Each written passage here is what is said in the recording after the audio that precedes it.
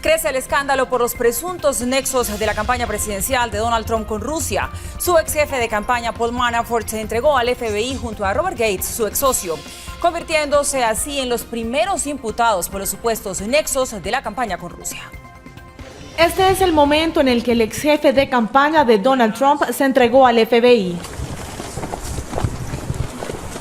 El republicano Paul Manafort, de 68 años, llegó a la sede del Buró Federal de Investigaciones junto a su ex socio Richard Gates. Se les imputaron 12 cargos criminales, entre estos conspiración contra Estados Unidos, lavado de activos y falso testimonio. En la imputación, que fue presentada en una corte federal de Washington, D.C., también se les acusa de manejar millones de dólares en pagos a través de compañías y bancos extranjeros, donde habrían pasado cuentas ocultas hasta por 75 millones de dólares. Este documento señala nexos directos entre Manafort y Gates con el gobierno ruso desde 2005. El Russiagate hace parte de las investigaciones del fiscal encargado Robert Mueller sobre los supuestos lazos entre la campaña de Trump y Rusia. Investiga un presunto arreglo del ahora presidente con el Kremlin para desprestigiar a la entonces candidata demócrata Hillary Clinton. Mueller también investiga los manejos económicos del entorno presidencial y si Trump incurrió en obstrucción a la justicia tras despedir al entonces director del FBI James Comey, quien llevaba el caso del Russiagate. Paul Manafort salió de la campaña de Trump al orquestar una operación a favor de intereses prorrusos en Ucrania. La llamada trama rusa no termina ahí. El asesor de la campaña de Trump, George Papadopoulos, se declaró culpable de mentirle al FBI de sus contactos con un profesor ruso vinculado a Moscú, quien ofrecía datos sobre la entonces rival del republicano Hillary Clinton. Su participación era extremadamente limitada, era un voluntario, ninguna actividad suya se hizo de manera oficial con la campaña.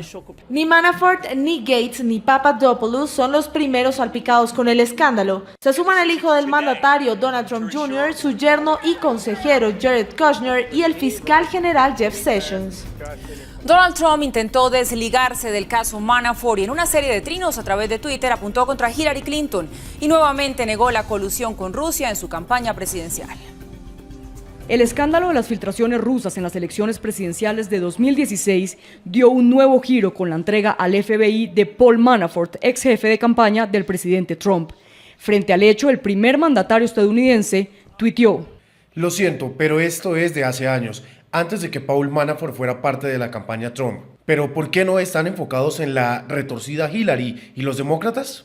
En una serie de tweets, Donald Trump se refirió a varios escándalos que implican a su ex contrincante Hillary Clinton. "Nunca he visto tanta ira y unidad republicana por la falta de investigación sobre el informe falso hecho por Clinton". Y agregó: "La venta de uranio a Rusia, los 33,000 correos electrónicos que se eliminaron, el asunto de Comey y muchas otras cosas". Respecto a las relaciones con el Kremlin, manifestó: "En su lugar, se fijan en la falsa colusión de Trump y Rusia, que no existe". Trump calificó negativamente las acciones de los demócratas. "Los demócratas están usando esta terrible y mala para nuestro país cacería de brujas para males políticos. Pero los republicanos se están peleando como nunca antes. Hay mucha culpa por parte de los demócratas y Clinton, y ahora los hechos están ahí. Hay que hacer algo". Donald Trump finalizó reiterando que no hubo colusión entre su campaña y Rusia.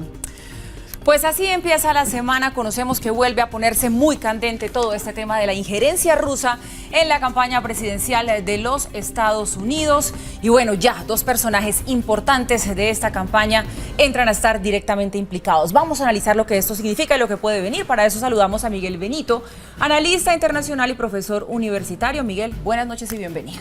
Un placer estar aquí otra vez, como siempre, Paula. Bueno, lo decíamos ya, son los primeros con acusación formal, Tom Manafort y su ex asesor en este tema de la campaña presidencial del presidente Donald Trump. ¿Esto qué significa? ¿Que hay un fiscal que está ejerciendo juiciosamente la separación de poderes? Hay un investigador especial designado por el fiscal para dedicarse especialmente a este caso, que convocó un gran jurado que se encarga de revisar y pedir pruebas y testimonios. El gran jurado es un paso previo a un posible juicio formal, ¿no? De momento estamos en esa fase, en la fase en que se están recopilando pruebas.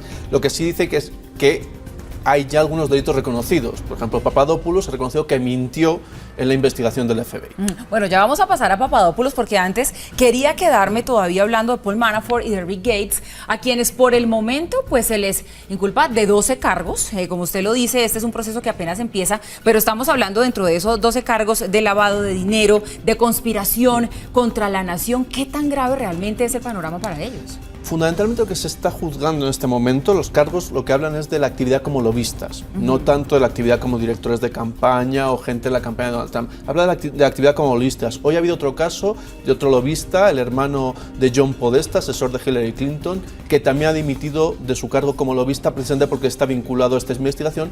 Y el eje central es Manafort y su relación con Ucrania y con Rusia, en la cual está entrando dinero. ¿Qué se está juzgando? Que no ha reportado, que no ha informado debidamente de sus actividades como lobista para un país extranjero. Sí. Y eso hay que notificarlo minuciosamente ante las autoridades federales para saber precisamente dónde están los posibles puntos de colusión, de sobornos, etcétera, etcétera. Y ahí es donde entra todo eso y ahí está la posible traición, etcétera, etcétera, que se apunta. Bueno, eso es lo que tenemos por un lado. Por el otro lado tenemos lo que usted ya nos mencionaba, Miguel, que es ese tema del acuerdo de culpabilidad con el FBI al que llegó el señor Papadopoulos, que hoy ya se dio a conocer de una manera muchísimo más pública. ¿Esto qué puede significar? ¿Un efecto dominó de delaciones, de nuevos nombres de implicados? Lo que dice es que hasta ahora había mentido y ahora, por tanto, habiéndose declarado haber mentido, está por ver si pasa a decir, a testificar, a decir todo lo que sabe, o si se acoge a la enmienda que le permite estar en silencio. Es decir, no he cometido no quieren autoinculparme más allá de este punto. Pero vamos, en principio sí, lo que dice es que la investigación está avanzando consistentemente y se está extendiendo en muchos ramos y que tiene que ver eso, las conexiones de gobiernos extranjeros con el entorno del lobby y de las campañas electorales para ver hasta qué punto han tenido influencia. Pero entonces después, tras este antecedente de problemas con la justicia, ¿en qué punto queda el lobby como institución informal? ¿Qué pasa allí? ¿Qué va a pasar de aquí en adelante con el lobby? El lobby ahí está bastante regulado. Estados Unidos está bastante regulado y eso es lo que plantea, que aquí ha habido ilegalidades, precisamente porque no se ha ceñido al marco regulatorio el que está establecido.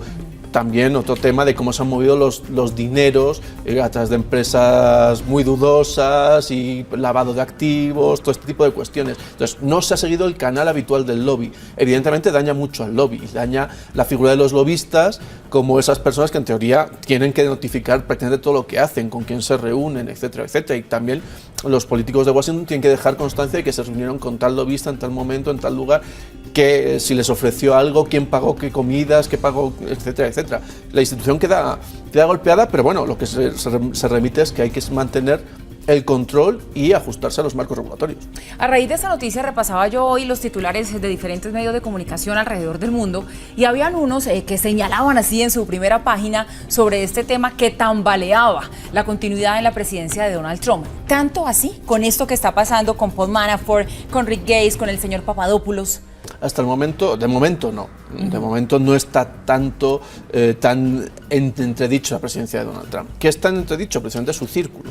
Su círculo que ha mostrado esos nexos con Rusia repetidamente, o nexos con actores extranjeros y relaciones un tanto irregulares, fuera precisamente siempre de las regulaciones. Michael Flynn tuvo que renunciar a su cargo de consejero de seguridad nacional precisamente por no notificar la extensión de sus contactos con el embajador ruso en Washington. Jeff Sessions estuvo también en el mentidero y se ha tenido que recusar como fiscal general sobre estos casos y ha tenido que designar personas que se encarguen de eso.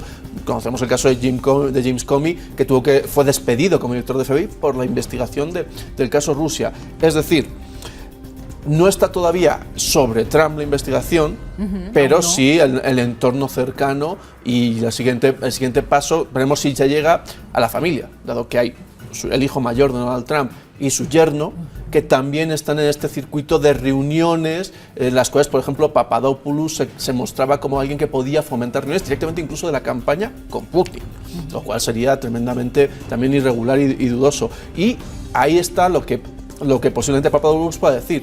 sus correos de campaña, en los cuales informa a sus superiores de tengo esta reunión, voy a tener esta otra, puedo conseguir esta reunión, y hasta ahora se habían dicho que no, que ellos no sabían. En muchas de las reuniones mantenidas decían que ellos creían que iban a hablar de otras cosas y de repente, bueno, pues les sorprendían diciéndoles que si Putin y que no eran niños huérfanos, por ejemplo, como es algo que le pasó al hijo mayor de Donald Trump. No podemos claramente predecir el futuro, pero sí con este panorama que hoy hay de estos implicados, podríamos intuir si va a haber una respuesta del Kremlin, de Rusia. ¿Van a decir algo? ¿Van a mantener el silencio?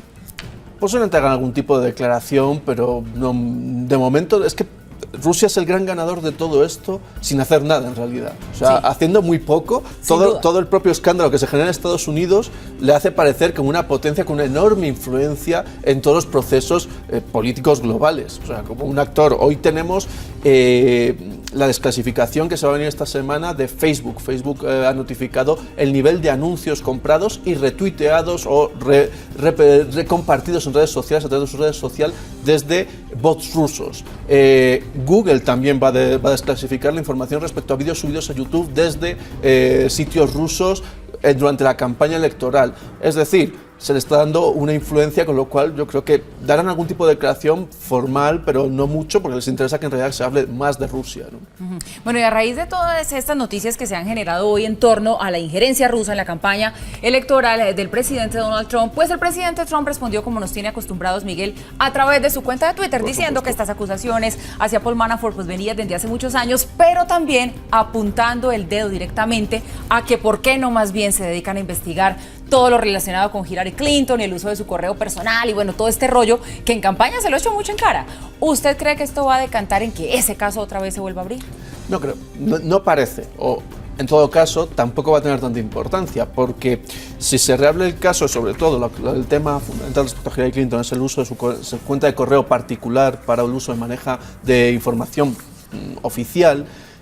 Actualmente hay funcionarios del gobierno de Donald Trump que están en la misma situación, que han reconocido que utilizan su cuenta privada para manejar asuntos de Estado, con lo cual eso tendría un efecto quizá onda que golpearía también de nuevo a Donald Trump, con lo cual, más allá de los tweets de Donald Trump imposibles de evitar, claro, imposibles de parar, pues no creo que de momento esa investigación